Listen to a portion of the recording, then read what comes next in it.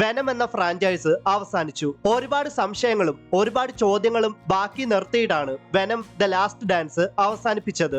Eddy ബ്രോക്കിനോടൊപ്പമുള്ള വെനത്തിന്റെ journey അവസാനിച്ചു എന്ന് തന്നെ പറയാം. സെനോഫേജസ് എന്ന ക്രീച്ചേഴ്സിൽ നിന്ന് തന്റെ ബെസ്റ്റ് ഫ്രണ്ടായ എഡ്ഡിയെയും അതേപോലെ എർത്തിനെയും സേവ് ചെയ്യാനായിട്ട് വെനം തന്റെ ജീവൻ സ്വയം സാക്രിഫൈസ് ചെയ്യുന്നുണ്ട്. സിംബിയോട്ടുകളെ തേടിപ്പിടിച്ച് അവയെ ക്രൂരമായിട്ട് കൊല്ലുന്നവരാണ് സെനോഫേജസ് എന്ന ക്രീച്ചേഴ്സ്. സെനോഫേജസിനെ എർത്തിലേക്ക് അയക്കുന്നത് ഗോഡ് ഓഫ് സിംബിയോട്സ് ആയ നള്ളാണ്.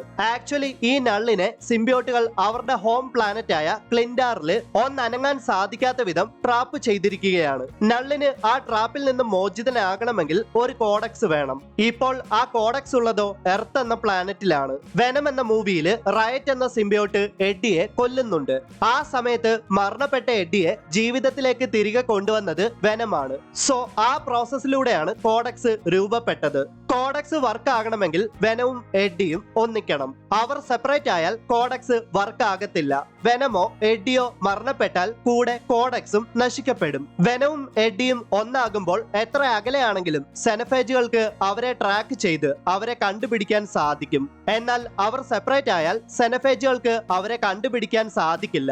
സെനഫേജുകളെ ഇല്ലാതാക്കാൻ വേണ്ടി വെനം തന്റെ ജീവൻ സ്വയം സാക്രിഫൈസ് ചെയ്യുന്നതോടെ സിംബിയോട്ടുകളുടെ ട്രാപ്പിൽ കഴിയുന്ന നള്ളിന് മോചിതനാകാനുള്ള ഏക വഴിയായ കോഡക്സും നശിക്കപ്പെട്ടല്ലോ. പിന്നെ എന്തുകൊണ്ടാകാം വെനം ദ ലാസ്റ്റ് ഡാൻസിന്റെ പോസ്റ്റ് ക്രെഡിറ്റ് സീനില് ഗോഡ് ഓഫ് സിംബിയോട്ടായ നള്ള് ഇങ്ങനെ പറഞ്ഞത്?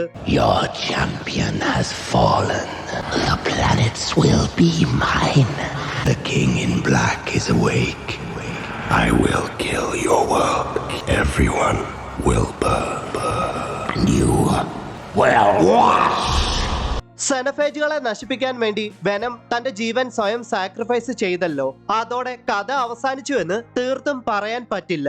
കാരണം സ്പൈഡർമാൻ നോവേ ഹോമില് മൾട്ടിവേഴ്സിലൂടെ ട്രാവൽ ചെയ്ത് എർത്ത് 616-ലെത്തിയ, അതായത് മാർവൽ സിനിമാറ്റിക് യൂണിവേഴ്സിലേക്ക് എത്തിയ വെനം തന്റെ ചെറിയൊരു ഭാഗം അവിടെ ഇട്ടിട്ടാണ് തിരിച്ച് തന്റെ യൂണിവേഴ്സിലേക്ക് പോകുന്നത്. വെനത്തിന്റെ മറ്റൊരു ഭാഗത്തെ റെക്സ് സ്ട്രിക്ലൻഡ് കളക്ട് ചെയ്തിരുന്നു. സോ വെനത്തിന്റെ ആ ഒരു ഭാഗത്തെയാണ് നമ്മൾ വെനം ദ ലാസ്റ്റ് ഡാൻസിന്റെ രണ്ടാമത്തെ പോസ്റ്റ് ക്രെഡിറ്റ് സീനിൽ കാണുന്നത്. അപ്പോ അതിനർത്ഥം ഭാവിയിൽ സോണിയുടെ സ്പൈഡർമാൻ യൂണിവേഴ്സിലും മാർവൽ സിനിമാറ്റിക് യൂണിവേഴ്സിലും വെനം റിട്ടേൺ ചെയ്യുന്നത് നമുക്ക് കാണുവാൻ സാധിക്കുമെന്ന് തന്നെയാണ്. എന്തായാലും ടോം ഹാർഡിയുടെ എഡ്ഡി ബ്രോക്കിനെ ഇനി നമുക്ക് കാണുവാൻ സാധിക്കില്ല. Venom trilogy Venom the last ഡാൻസോടെ അവസാനിച്ചു. മാർവൽ സിനിമാറ്റിക് യൂണിവേഴ്സിൽ ഇപ്പോഴും വെനത്തിന്റെ ഒരു ഭാഗമുണ്ടല്ലോ. ഭാവിയിൽ ഒരു പക്ഷേ MCUവിലെ എഡ്ഡി ബ്രോക്കിനെ വെനം തന്റെ ഹോസ്റ്റ് ആയിട്ട് തെരഞ്ഞെടുക്കുമായിരിക്കാം. എന്തായാലും ഇത്രയും കാര്യങ്ങളാണ് വെനം ദ ലാസ്റ്റ് ഡാൻസിന്റെ എൻഡിങ്ങിനെ പറ്റി എനിക്ക് പറയാനുള്ളത്. I won't forget you, buddy.